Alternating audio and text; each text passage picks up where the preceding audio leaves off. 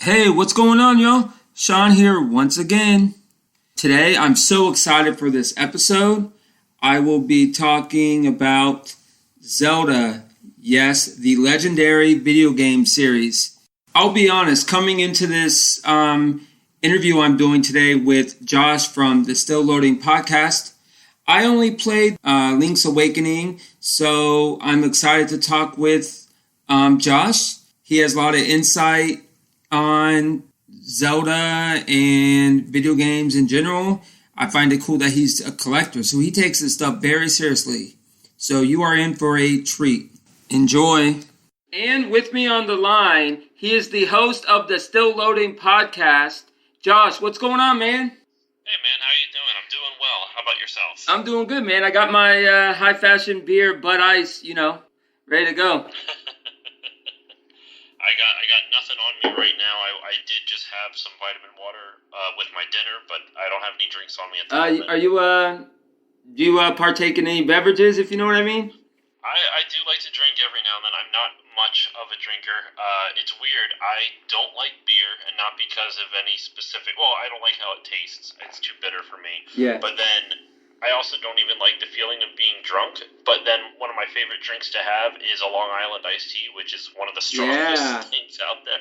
So I have to be careful with this. It's a really weird mix where it's like, I don't really like to be drunk, but I really like how this Long Island iced tea tastes. Yeah, it's hit or miss for me on podcasts. Sometimes I've had kind of a crazy day, not to get too off task, but so I was at the trailhead, right? I run. By the way, this is just a little diversion. We're going to get to our topic, Zelda, but no. So I'm at the trailhead, right? You know how sometimes there's older people that just hang out there. If you know what I'm trying to be friendly with the verbiage, yeah. The older people that are tenured, that make it a home. So one of them was like, "Hey, buddy, check out your tire." I'm like, "What you mean?" It was like a 3-minute drive from my apartment to the trailhead. I didn't hear nothing. I would have been screwed because I wouldn't have looked. It was on the other side of the car. And it was flat then, I'm assuming. Well, it was the damn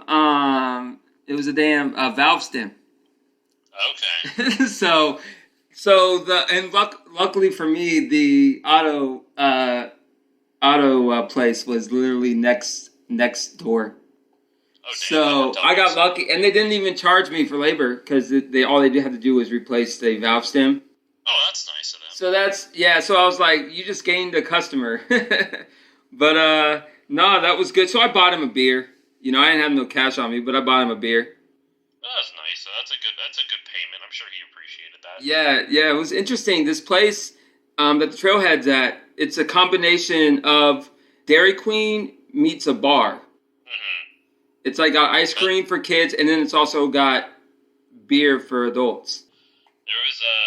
That's a weird combination. I remember, this is a random Dairy Queen story, but when I've gone on missions trips before, right? And on one missions trip I went on, we went to this Dairy Queen in Texas, and we were trying to get chocolate ice cream with our Blizzards, or just chocolate ice cream in a cone or something like that. And this dude, his name was Hovey, he had this really strange way of speaking. It wasn't like he was speaking with an accent. It was a very strange way of speaking. And he goes, he's like, "We don't have chocolate. We only serve chocolate with our vanilla. We serve chocolate with our vanilla." and I was like, I didn't want to try to impersonate him because I felt that would be rude, but it was still kind of wait, you don't have chocolate, but you have chocolate with your vanilla. What are you talking about? And we found out later it was chocolate syrup with vanilla ice cream. The good stuff. Make a black and white type of. But it was still just kind of that's all. He didn't offer any additional explanation. He's like, we only serve chocolate with our vanilla. But yeah, you know how I can tell a good Dairy Queen from a bad Dairy Queen, Josh? How? Whether they have the chocolate syrup at the very bottom of my cookie dough blizzard. like some Dairy Queen like newbies, like the new people that work there, they'll put the chocolate syrup at the very bottom, and they won't make it right. Yeah, and that kills it. It kills it for you. Like I'm a cookie dough, I love cookie dough blizzards, man. Ever since I was a little kid. I'm an Oreo guy. Oreo Blizzard is mine. All right, well, let's get to the topic at hand for the podcast. We're going to talk about Zelda. Yeah. So, here's what I remember about Zelda. I remember, 1993. There was this game. I was like, my buddy was telling me, it's like Zelda. I'm like, what do you mean? What's Zelda? And it was this guy Link who was like, just chopping things. You know what I mean? Mm-hmm. And like, I think you had to collect a certain amount of things to get the win something. The windfish. Yeah, the windfish. Link's Awakening for the Game Boy. Yeah, the windfish. And I'm like, damn, that shit's legit. So, and of course, the backstory was cool too. Mm-hmm. When they crashed the ship on, what was the name of the island? What was it? Koholint. Yeah, Koholint Island is the name of that island. Yeah. So that was cool. I mean, and then it was like, I hate to say revolutionary, but... Well, you're not wrong with Link's Awakening being groundbreaking as well. So, yeah, the original Legend of Zelda obviously was groundbreaking because it was the first in the series. But Link's Awakening was pretty much... It took A Link to the Past, the Super Nintendo Zelda, and ported... It wasn't a port. That's a bad term. That's not the correct term. But and basically adapted that style of Zelda to the Game Boy. So it was a very impressive feat because the Game Boy was essentially an NES, but they used more Link's Awakening, like almost Super Nintendo level-esque graphics. It wasn't quite that good, but it was almost Super Nintendo level, and it had like a lot of similar mechanics to the Super Nintendo game. So it was super impressive because it was a Game Boy game that could do almost everything that the Super Nintendo could, and considering it was less powerful than the Super Nintendo, that was a pretty impressive feat. So, and on top of that, it was the first Zelda on a handheld system, so it did break ground. Right, and that was the Ford Zelda, if I'm not mistaken. Correct. Yeah. So, was it the character Link, or was that just part of like did people, I guess, gravitate toward the character, or what do you think gravitated people toward it? In the beginning? I mean, the series itself, I would argue, I know I'm a little bit younger than you, so I wasn't even born when the first one came out. I was born in 89, so the game was already 3 years old, the original Zelda. But, with that said, most likely, the reason that it was, actually, I shouldn't even say most likely, the reason it was so popular is because at the time, there was no other game like it. Zelda was purposely designed to be the complete opposite of Mario. Mario was side-scrolling and linear. You go from left to right, and you pretty much that's it. Yeah. Zelda was like, well, we're not even going to go side, we're going to go top-down, so we have a completely different camera angle.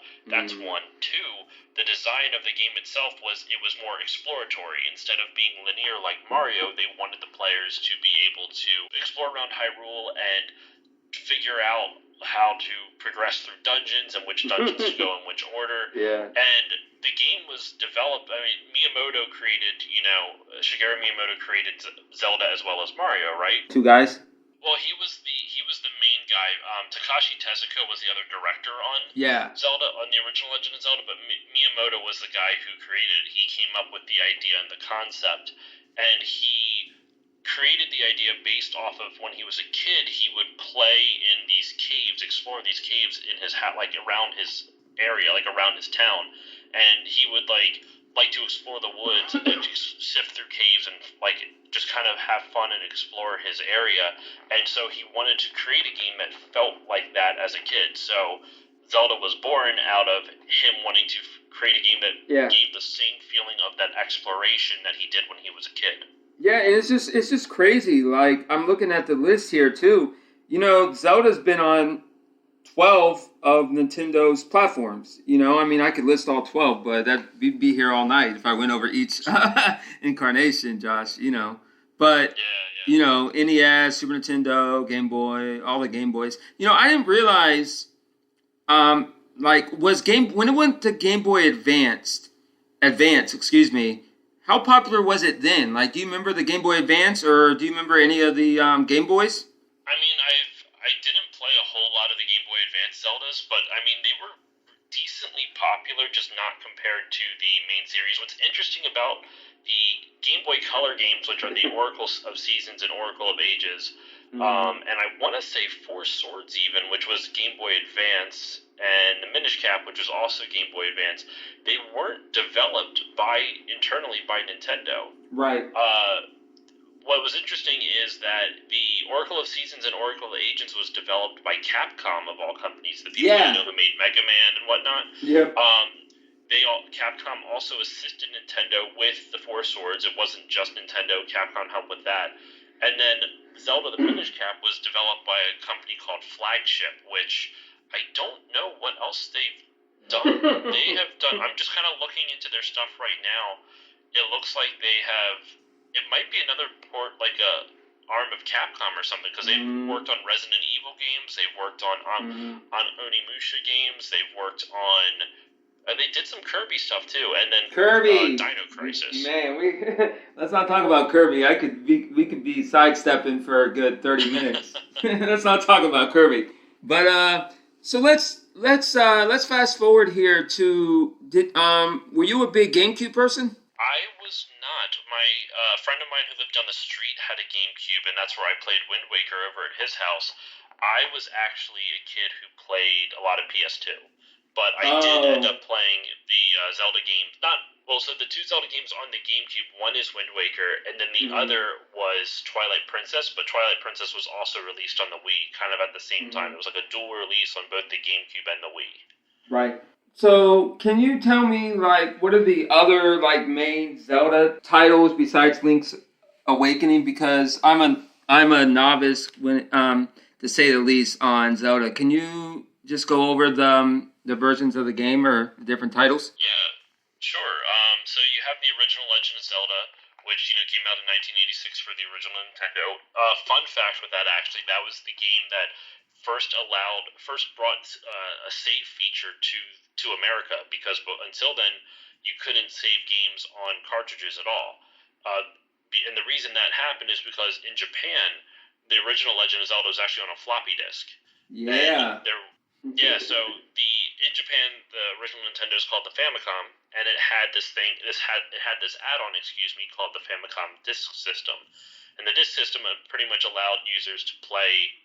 They looked like floppy disks, but little floppy disk games.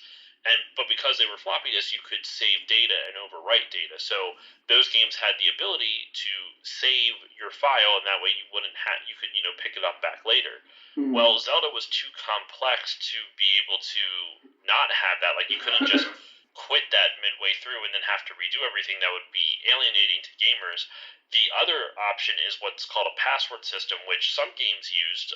Metroid, for example, did. So did Mega Man. And essentially what the game would do for that is they would look at all the different things that you've had, which items you have, how far in the game you are, and it would basically come up with a passcode based off of what you've done, and then you input that passcode to kind of give you, it's close to the same spot that you were at, type of thing, right? So what they did with Zelda instead was they added a little battery, a little tiny battery that what happens is when you turn off the NES, the battery will still supply just a tiny charge of electricity to the cartridge, so that way it keeps your save file going. Right. And some of these batteries have lasted for 30 years, which is kind of crazy. But you do want to replace them before they explode, because then it can ruin your cartridge, I should say. Well, that's the same thing for other things in life, Josh. But all jokes aside, that was a long thing about the original Zelda right there. Yeah. But so then they had the Adventure of Link in 1987, came out the next year. Also for the original Nintendo, it was weird because instead of being top down, it went side scrolling, but it still kept that open exploration feel. The Adventure of Link, or Zelda 2: The Adventure of Link, is kind of like the black sheep of the series. Or it's one of the black sheeps of the series, just because not a lot of Zelda fans, it's hit or miss with them. You either love it or you hate it. Right. It is very difficult. It is very different. It actually added RPG elements, like you could level up your magic and level up your sword and stuff like that. So instead of just being a generic. Okay, here's an item. Now here's a better item. Right.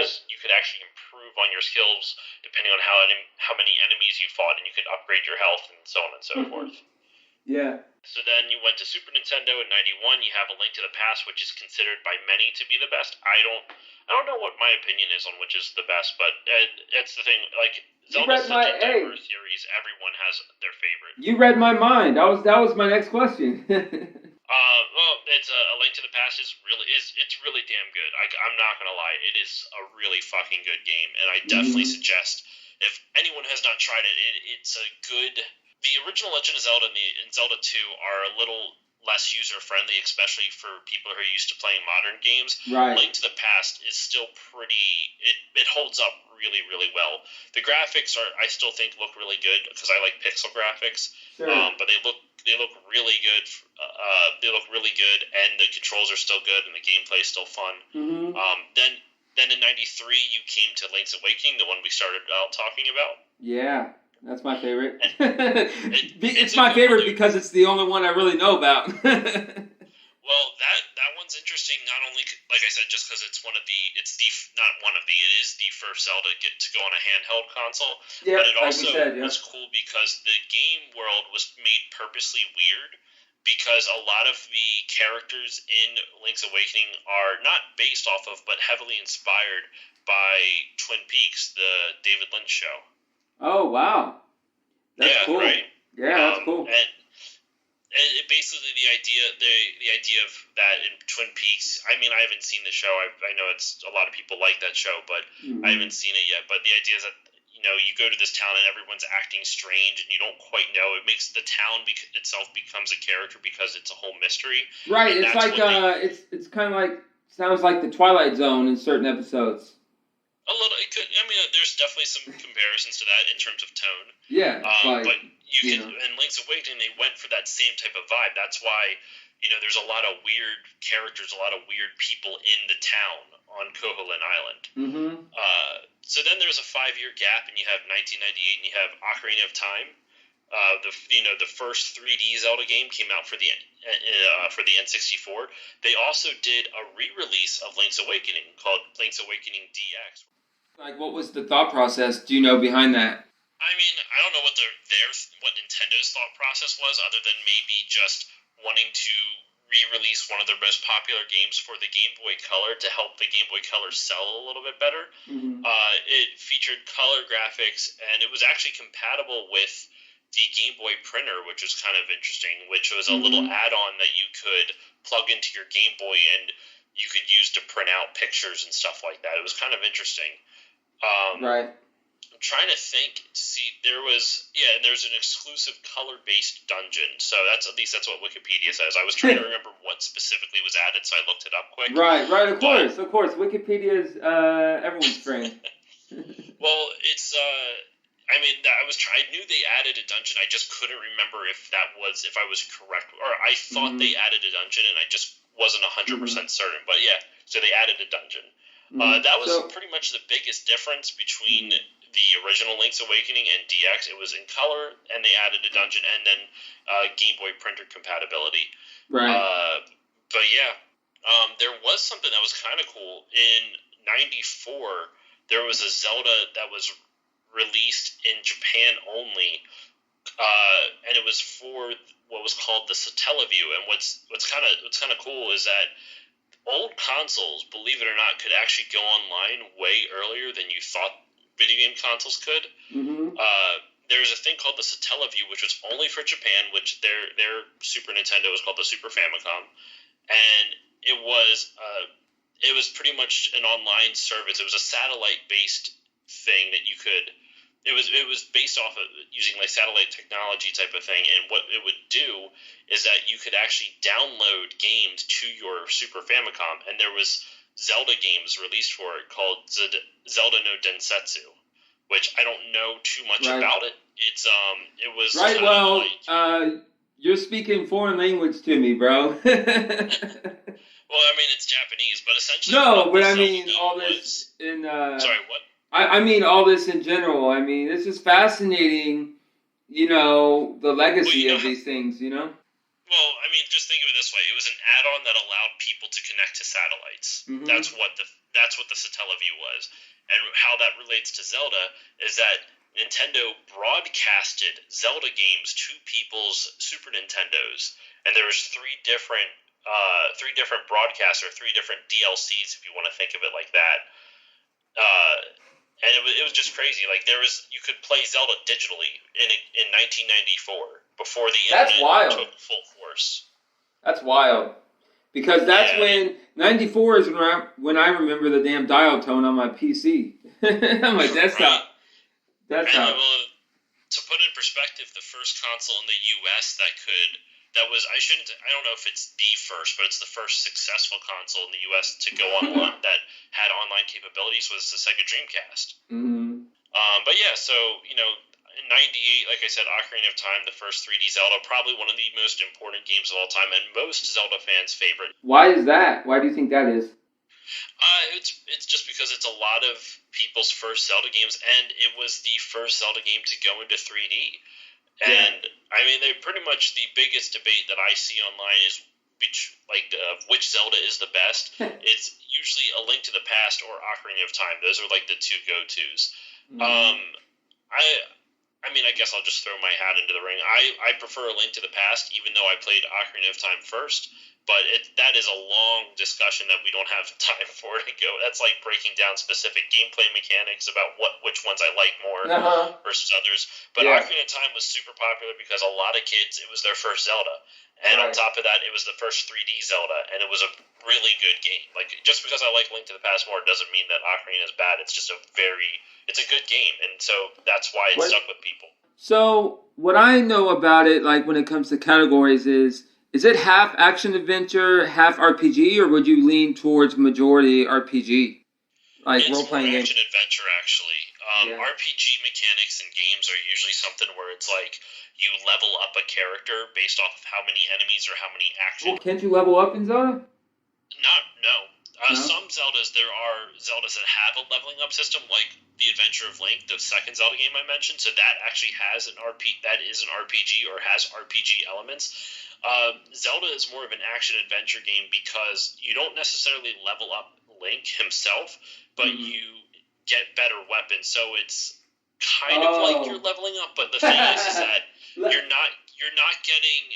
you are not improving because of the actions that you take on a battle-to-battle basis. Right. You are improving because the story is giving you new items, and that's a very different thing. Right. Because Link is not going to get, no matter how many enemies you fight, Link is not going to get stronger because he fought 1,000 enemies or 0 enemies on the way to each stop. Zelda, you can actually, there's games where you can go through and just bypass the majority of the enemies because they move somewhat slow, with the exception of fighting the bosses. The only thing you have to do is fight the bosses, and then, or not even, you could go into dungeons, get the items, and if you never fought a boss, you don't have to. Like, you can still improve Link without having to fight anything. Yeah, so when it got to Wii and Wii U, how did the gameplay change? The Wii and Wii U were interesting because that was pretty much, like, in between the GameCube and the Wii U was pretty much where Zelda, the stereotypical Zelda formula got solidified. And what that formula is that you would have, the story itself would change from game to game, but the formula was relatively the same. You'd be given a handful of dungeons. Inside each dungeon is an item, usually like a bow or a slingshot or some type of gadget or item, and then you would use that item to beat the boss for that dungeon. And then a lot of times you wouldn't use it nearly that much more outside of the dungeon. Sometimes you would, sometimes you would have to use it for other dungeons, but for the most part, you would get an item in that dungeon, use it to beat that dungeon and beat the boss for that dungeon, and then you're pretty much done with it, with the exception of, like, the bow is pretty much universal, like you use that all over the place. But probably the place that I noticed it the most was in Twilight Princess, because there is this spinny top you get in Twilight Princess where Link will stand on it. The spinny top has it's like a gear on the top of it, so you can latch the spinny top into these little gear grooves that are conveniently placed on walls, and you ride up the gear grooves on top of the top, if that makes sense. It's kind of hard to explain verbally. So what's the plot of the Twilight? We said Twilight Princess. Twilight Princess. That one, I didn't beat that one, so it's going to be hard for me to do it. But I'm going to utilize our good old friend Wikipedia. It's a complicated story. Twilight Princess is interesting because Link always somehow ends up as the hero of Hyrule in almost all the Zelda games. Right. And so in this one, he gets taken away to this world called to the Twilight Realm, or it's just called Twilight, into the Twilight. And it's pretty much like an alternate dimension that's like evil. It's an evil alternate dimension, and he gets turned into a wolf in that alternate dimension. So you pretty much have to. Let me just read this. Who explains? So the crux of it is that this evil guy named Zant, the King of Twilight, which is that evil place I was telling you about, invaded Hyrule Castle and forced her to surrender. The kingdom became enveloped in twilight, rendering all of its inhabitants, besides Link and Zelda spirits, rendering all of its inhabitants besides Link and Zelda. That doesn't make any sense. That sentence is not a good sentence. Well, to save Hyrule, Link, aided by Midna, who is someone who's lived in Twilight, must revive the light spirits and enter the Twilight-covered regions and recover the spirit's light from the Twilight beings that stole it. Once revitalized, each spirit returns Link to his highly informed, which is the human-looking form, and informs Link of where to find the fused shadow. It's a complicated story. Dude, this is like 5 paragraphs. I'm not going to Like I said, I didn't play Twilight Princess all the way through. I actually don't like Twilight Princess. What I've played of it, it's not one of my personal favorites. I find it boring. It's a lot of people like it. A lot of people like Twilight Princess, and I just couldn't get into it. Maybe I just wasn't in a Zelda mood every time I've tried playing it, but it's a complicated game. I wonder if I can, you know what? Let me just Google Twilight Princess synopsis. All right, here we go. The story focuses on Link trying to prevent Hyrule from being engulfed by a corrupt parallel dimension known as the Twilight Realm. There you go. And then the villain of the game is Zant, who I think you later find out is like Ganondorf, because Ganon is almost always the villain of Zelda games, but yeah. Yeah. Were you into the Nintendo DS and the 3DS? Oh, yeah. I love the DS and 3DS. What changed when it got there? Is it just graphics and... Well, no, so besides graphics, the DS and 3DS were kind of, well, the 3DS is more powerful, but the DS was kind of like an N64 in terms of its power. Yeah. But what was cool about the DS and 3DS is that it had a touchscreen, so they found unique ways to add gameplay elements to the Zelda games with a touchscreen. One of the games that I played for the DS was Phantom Hourglass, which that one's kind of polarizing as well. I mean, let's be honest, most Zeldas, with the exception of Ocarina of Time, Link to the Past, and Breath of the Wild, are polarizing. Oh, we're gonna get to Breath of the Wild. We're gonna get there. And actually, you know what? Majora's Mask is popular now too. It wasn't and Wind Waker. Actually, there's a good chunk that are still, but there's a lot. It's hard to explain. It's a very polarizing series among fans in general, but Phantom Hourglass was cool because it took the Wind Waker world, the Wind Waker Legend of Zelda world, and kind of expanded it to its own, into a separate game, into an additional game, excuse me. And some of the gameplay mechanics they added with the touchscreen is that you would get a grappling hook, which did exist in Wind Waker, but since you had a touchscreen, you could actually kind of you could tie the grappling hook to different poles, and you could use that as like a slingshot almost, depending on with projectiles and stuff like that. Like they had some really cool elements. There was also a microphone on the DS, and there was some mini games that required you to blow into the microphone, which was cool. But at the same time, say you're commuting somewhere on a train or or if you're flying on an airplane, you look like an idiot just blowing into your DS. Let's get into what we mentioned. We just mentioned Breath of the Wild, because I know in 2017, that's when it came out, right? Yes, came out in 2017, was a launch game for the Switch. Did it do huge numbers? It did very, very, very well. I don't know what the numbers are off the top of my head, but it did very well. I was saying before about the Zelda formula of how you get an item in a dungeon and then you use that item to beat that dungeon. Well, Breath of the Wild just threw that formula out the window. I would argue it is the Zelda that most feels like the original one in terms of freedom. Like, the original Zelda didn't tell you where to go. You just kind of explored the world and figured out as you went. Zeldas subsequently tell you more directly, okay, you have to do these things, so go here, here, and here. It may not tell you to do it in a specific order, but it tells you where to go and it usually tells you in a specific order. Breath of the Wild, they gave you all of your abilities up front, like within the first hour or so. Sure. Instead of spacing it out through the rest of the game, they gave you pretty much everything up front. But what they did do is that they iterated on those abilities. So as you explored through the game world, they would show you new ways or new ideas with the existing abilities that you already have that you could have done at the beginning had you had that idea in the first place. Right. So what was the premise behind the game? You mean in terms of like story? Yeah, storyline, yeah.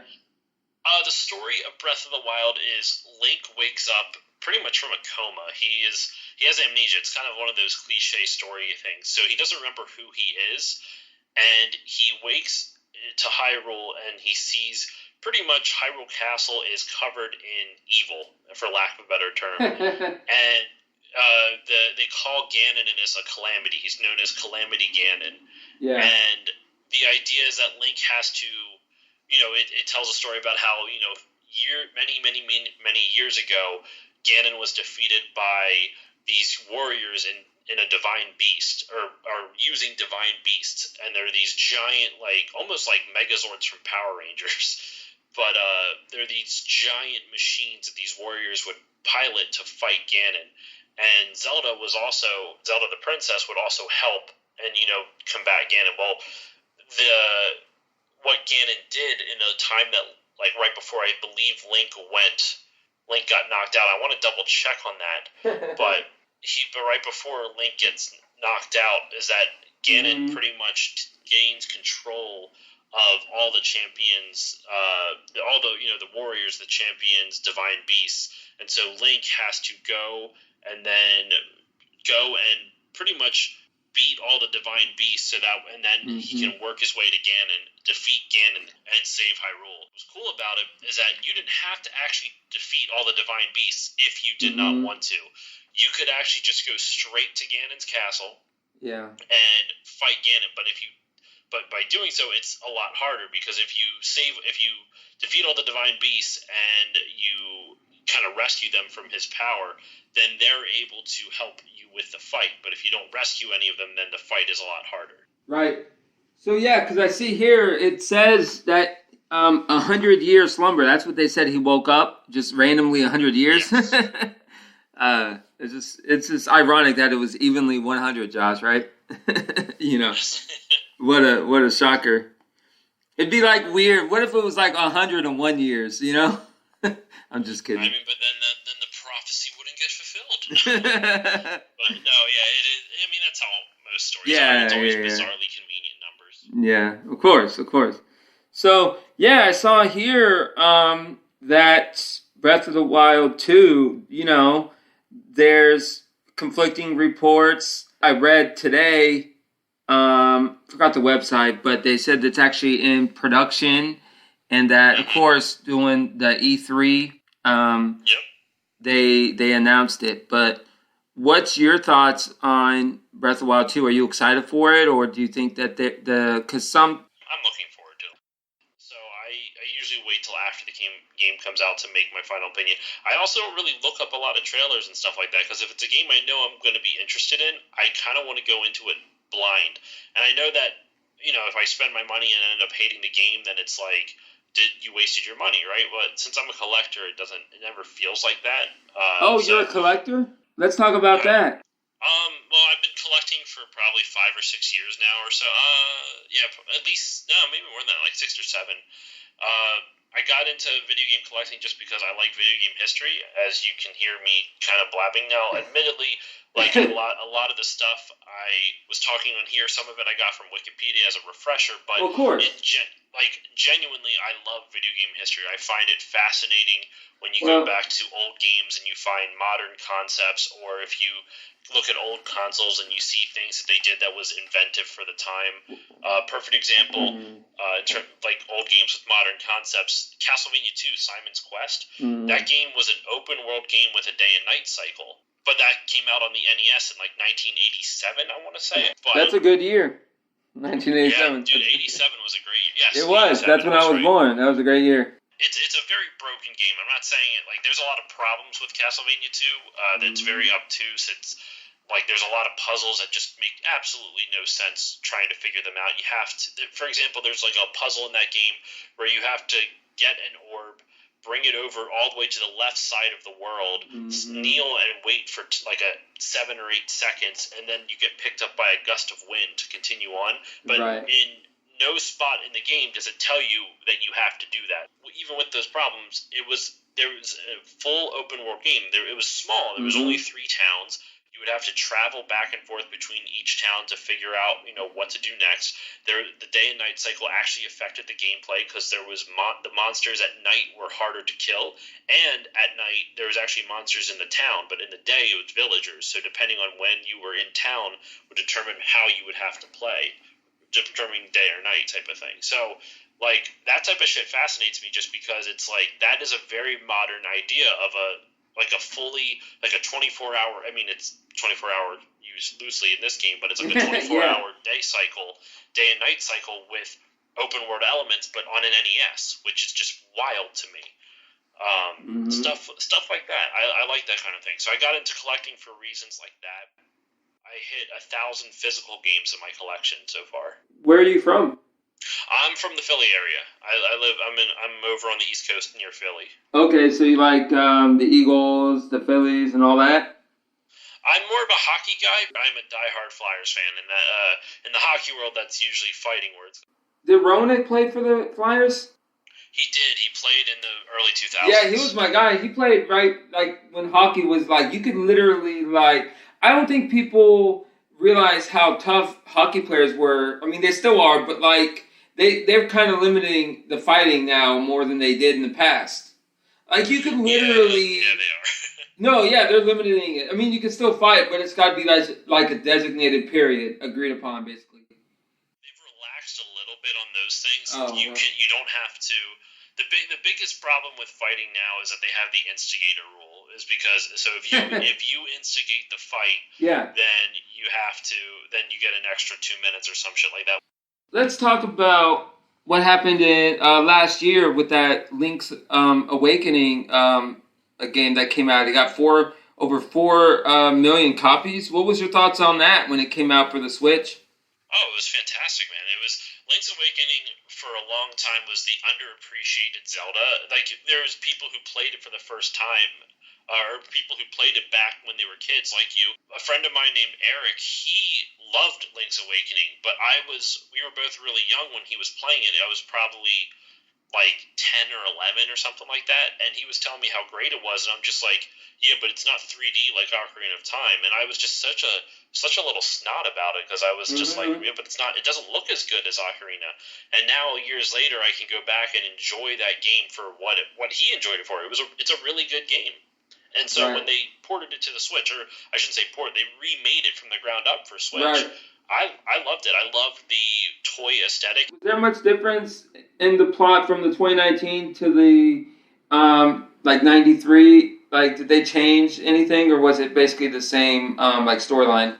As far as I'm aware, it's the same storyline. I don't know if they changed anything in terms of gameplay, because I'm actually still playing through it currently, so I haven't.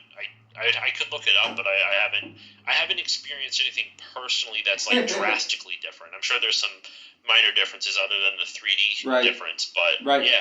When did the Switch come out? Do you know offhand when the Switch came out? It was the same time as Breath of the Wild. Okay. So overall, what's your favorite Zelda character?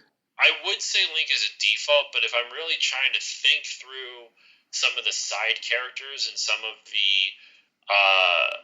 the goofier characters, it actually would be. Ironically, I would say Tingle, because Tingle is like this weird as Hey Josh, fuck I didn't mean to blindside you, but you're like No, you're good, dude. you're like interview 30, so I've kind of brushed up on my skills. let me see here. Hold on. I'm trying to think. There is some really goofy characters in the Zelda universe. I know there's a side character out there that I like more. I just can't think of them off the top of my head, just because it wasn't.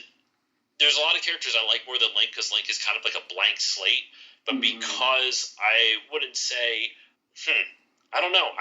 There's just so many. I know I'm like, you know what? We're gonna go with in Wind Waker. I don't even know the dude's name, but there's a guy who likes to dance disco, and he teaches you a song with he teaches you a song with the Wind Waker, and he just does this disco thing out on the middle of like this cliffside on Outset Isle.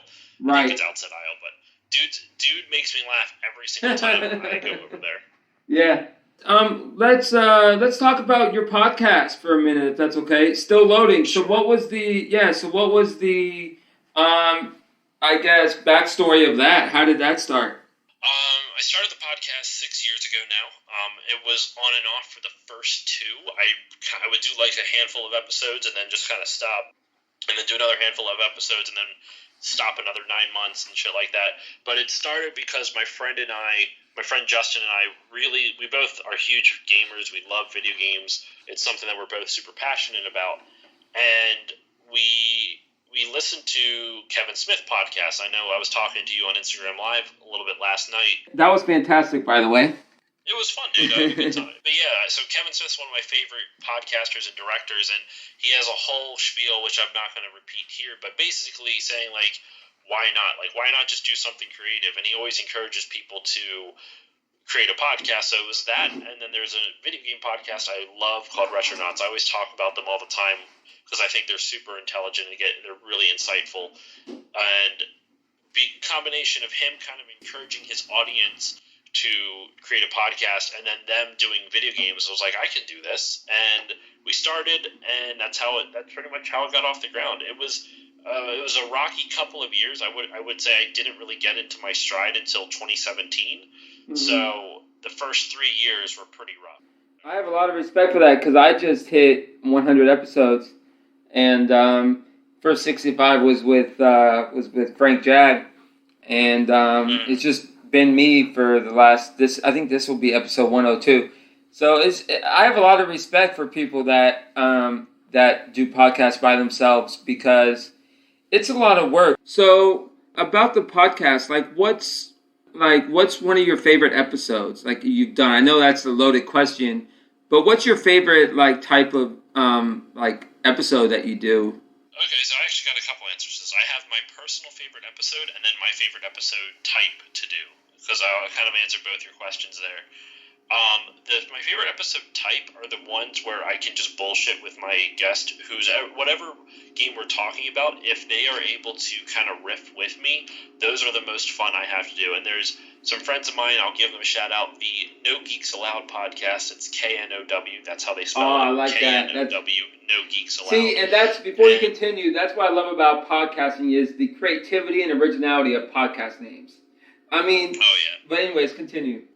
Well, they were they're good friends of mine, and they're funny as fuck. They are so funny. They're down to earth. They're good dudes. And every time I record an episode with them, it's some of the most fun I ever have recording, just because we have such good banter. We're able to stay on topic, but at the same time, they will allow for they go on little flights of fancy where we'll just bullshit with each other for a little bit, and it's a really good time. And even if I have either one of those two guys on, and their names are James and Brian, it's just a good time. So that's my favorite type to record. Anything with them, I would say they're my favorite guests to have on, just because they're so good at banter, and it makes my job so much easier when I can banter with them. My favorite episode of all time actually is one that I did with my wife, and I'm not saying that to be cute. Not to get bonus points?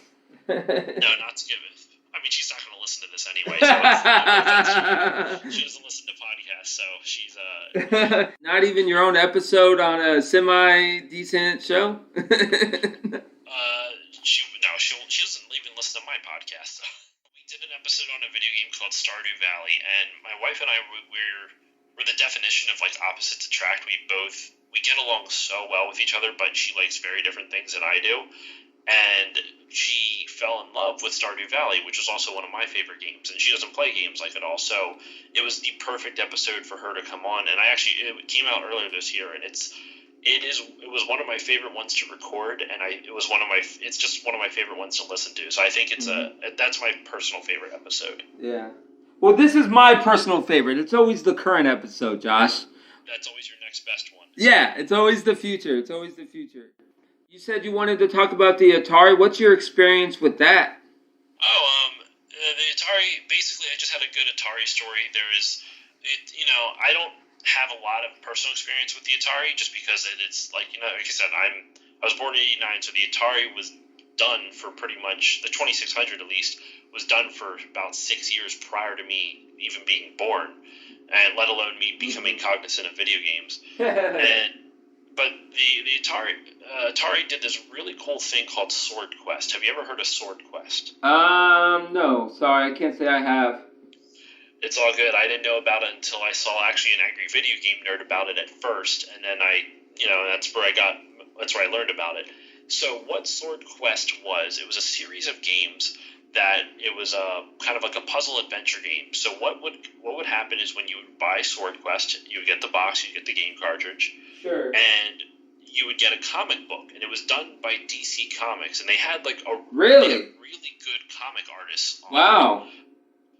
Let me actually double check on that real quick because I want to make sure that I'm giving proper credit. So George Perez and Dick Giordano did the drawing and inking, and then Roy Thomas and Jerry Conway wrote it. George Perez is one of the most famous comic book artists out there. I mean, I'm not even a comic guy. I just I have friends in the comic world, so they tell me stuff like that. Mm-hmm. But what was cool about it is that you would play through the game, right? And as you would play through the game, as you would solve puzzles, it would give you a page number and a panel number. Mm-hmm. So you would open up the comic and go to that page and panel number, and there's a word hidden in that panel that you had to find. Right. And you would go through the whole game, you would write down all the words, and then at the front of that comic, there was a riddle or something like that. And so based off that riddle, you'd have to use the words you got and figure out what the answer was. And that riddle would also tell you, because some of the words were fake, some of the words you didn't need, you weren't supposed to use them in your answer. So you would have to use that riddle at the front of the comic to eliminate all the different words, and then also what's ever left over is your answer then. Mm-hmm. So the reason for doing all of that is that once you figured out that answer, once you beat the game and got all the words and you figured out the answer to the riddle, you would mail in your answer to Atari, and then they would bring all those winners together for a final tournament. No shit. And it was one final level in the game that was not released in the original cartridge. Now, the winner of that tournament would get a prize. And it wasn't just like, okay, here's like $1,000. It was fucking crazy what they got. So there was four games in the series: Earthworld, Fireworld, Waterworld, and Airworld. And there was going to be a tournament for one for each game. The winner, Earthworld was the first one. The winner of the Earthworld would have get this thing called the Talisman of Penultimate Truth, and it was an 18-karat solid gold disc studded with 12 diamonds and birthstones of the 12 zodiac signs, right? Along with a miniature gold sword set atop it. Like, this is legit. It was worth $25,000 back in like 1982 money. Oh my god. And so it wasn't just like, okay, here's like $1,000. It was worth $25,000. That's some shit. That, like I said, that was in 1982 money, right? So if we adjust that shit for inflation, I'm curious. For inflation. Yeah. Now I'm curious. So $25,000, right? Yeah. Adjusted for inflation is $66,000. Wait, did you just hold on? Josh, did you just use a calculator? No, I used an inflation calculator. Yeah. I didn't do that math in my head. I'm not that smart. So what would happen then is that the winner of Earthworld would get that. Then they did the same thing for Fireworld. The winner of Fireworld, though, would win the Chalice of Light, which was a goblet made out of platinum and gold, and studded with diamonds, rubies, sapphires, pearls, and green jade. I'm reading what this shit's made out of off of Wikipedia. And what's crazy is that after that was the first two games, Earthworld and Fireworld. The third game was Waterworld, and at this time, because Waterworld was coming out in '84, well, the video game market crashed in between the release of Fireworld and Waterworld, because that was in 1983 to '84, right? Mm-hmm. So what happened was Atari couldn't release it standardly. They couldn't release it to normal retailers. It was by mail order only through their Atari magazine. Right. So you could only get Waterworld by that through there. And after that second tournament, they didn't have a third one. Mm-hmm. They never had the third, and the fourth game, Airworld, never got released. So all of these prizes, I only read the first two. I read the Talisman, which had 18 karat gold, and the Chalice of Light, which was gold and platinum goblet. Right. The other two prizes for Waterworld, it was the Crown of Life, which was a solid gold crown decorated with diamonds, rubies, sapphires, and aquamarines. And then the Airworld thing was the Philosopher's Stone, which is a large piece of white jade in an 18 karat gold box encrusted with emeralds, rubies, and diamonds. Wait, hold on. The box was encrusted with that shit? Yeah. So, dude, these things were, each one of those prizes were worth $25,000 a piece, right? Damn. And so grand total, there was $100,000 worth of prizes in 1982-83 money. Yeah, right? That's some shit. So that's fucking crazy. So what would have happened if this was actually able to go under, to continue on without Atari pretty much going bankrupt? If they were able to complete the other tournaments, the four winners of each of those tournaments was going to come back for one final tournament, and they were going to get a jewel-encrusted sword. It was a silver blade with an 18-karat gold handle that was covered with diamonds, emeralds, sapphires, and rubies, and that was valued at $50K. So technically, the prize pool was $150,000 worth of prizes in 1982. That's crazy, wild. Bro. That's just wild. I want to tell that story just because I'm fascinated. Yeah, so that's so crazy. The Atari was a huge jump compared to the previous console. Wasn't it a big jump? Is that why it was grabbed on, or a lot of people liked it, or do you think it was just innovative? So there was a console before the Atari, but it didn't really do too well. It was, oh my gosh, I'm blanking on the name, because originally there was Pong consoles. There was no swappable cartridges. You could only play Pong. Mm-hmm. But then there was, it's not the Intellivision, it's not the ColecoVision, it was the Odyssey, the Magnavox Odyssey. Right. Which, that was technically before it, but it really didn't have that much going for it. The Atari 2600 is pretty much what made video games. It was the swappable cartridges, so you could buy the console and then buy separate software and just pop the cartridges in and out of the console. Yeah. And that was pretty much why it was so popular. But yeah, it was in terms of graphics and power, there wasn't a crazy large jump, but it was a jump. And I would say the swappable cartridges is what really sold the Atari 2600 to the public. Mm-hmm. That's what kind of enamors me. That's why I was telling you kind of off air, was I was thinking about doing a documentary on it. But yeah. I don't know. You're going to hook me up with a podcast guest, right, Josh? Or at least if I can find someone. At least do your best, okay? Carmen Sandiego, male version. I'll see if I can find someone. Be like, where's Waldo? Try to pick him out, all right? Or her out. Where's Atari person? You're right. I should notice that, man. Got anything coming up with the podcast? Any big event coming up? I'm currently doing what I'm calling the Summer of PlayStation 2. This year, the PlayStation 2 turned 20 years old, which makes me feel old as shit. Wow. Yeah, it's a little weird. So what I'm doing is I normally release episodes bi-weekly, but this time I'm releasing episodes every single week, and each week I'm covering a different PlayStation 2 game. I don't know when is this coming out next week, I would assume? Yeah, next week. Yep. Probably right around this time, actually. The most recent episode that will be released upon when this gets done is Katamari Damacy for the PS2. But it's going pretty much every week up until the release of the PlayStation 2 in North America, which was in not November. It was in October. I think it was like October 26th. I don't know off the top of my head, actually. Something I should like probably that. know that. Yeah, it's close by. I think it was the 26th because my last episode of it is coming out October 25th. But yeah, so I'm just to celebrate the PlayStation 2 and the best-selling console of all time. I remember PlayStation 2, man. See, that was the last console I played, Josh. After the PS2, I kind of stopped. But I'm trying to remember, did I play anything besides sports games on the PS2? Talk about Sega for a couple minutes, if that's okay with you. They made the new Sonic character, and then people were like bitching on. I actually have not seen the new Sonic the Hedgehog movie. Me neither. But what was your thoughts on the Were you big into Sonic back in the day?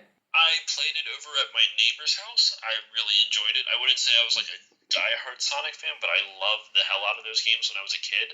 I am a fan of the redesign. I think that company deserved all the shit they got for that redesign. I feel bad for their workers because they were probably put under development and crunch. Like Crucible, bro. Oh my god, I can't understand who thought that was a good design. That was the ugliest design for Sonic I've seen. If you look at that original design, that is not a good design. That's true. Looks ugly as Do you think it was just a botch creatively? It was 100%. I can't. There's a thing called the Uncanny Valley. You ever heard of that? No, sir. It is a concept where when something is too close to being real, that it makes people feel uncomfortable, and the level of how much someone likes something, or the level of how much people like it decreases. So no, it makes sense. It makes sense. I just haven't heard the term. It makes sense. Yeah. So when something is super far away from realism, cartoons and shit like that, people genuinely really like that. So that's it. Closer and closer to realism, then you get shit like the Polar Express. Not a lot of people like because the way that the CG models look, it's kind of creepy. They look almost too lifelike. You're talking about the movie with Tom Hanks? Yeah. I like that movie, but a lot of people hated those models there. I'm a big Captain Phillips guy myself. I haven't seen it, but I like Tom Hanks. It's my ship now. I can't do the indigenous person. So Sonic, were you big into because I know the characters. So it was Sonic, Tails. Who else was who were the big characters? It was Doctor. What was his name? The other guy. And then later they changed it to Eggman. Robotnik. Yeah. What was your thoughts on him? Do you think the evolution of the character was it basically the same? I don't know enough about the Sonic series. Just to be completely honest, I played a good chunk of them when I was a kid. I don't even think I beat in a Sonic game. But after that, after playing the original 2D side scroller as a kid, I didn't really play any others. I love Tails. Tails was my guy. I like Tails a lot too. So what's your social media? You can follow me on Facebook, Twitter, Instagram @StillLoadingPod on all of them, or you can reach out to me stillloadingcontact@gmail.com. All right, man. Well, it's been a blast, man. Yeah, it's a good time. Thank you for inviting me on. Yeah. All right, man. Take care, bro. See ya. All right, bye. Okay, there you have it. That was awesome. I had no idea about the history, really, of Zelda and all the current games and all the different series that it came out with. So thank you for listening to this episode of Sensibly Cynical. If you could please subscribe, rate, and review us on iTunes, it would be highly appreciated. Also, check us out on Instagram @Sensibly Cynical Pod. Check out our Twitter @Cynical Sensibly. And you can check out our Facebook group. Thank you and take care.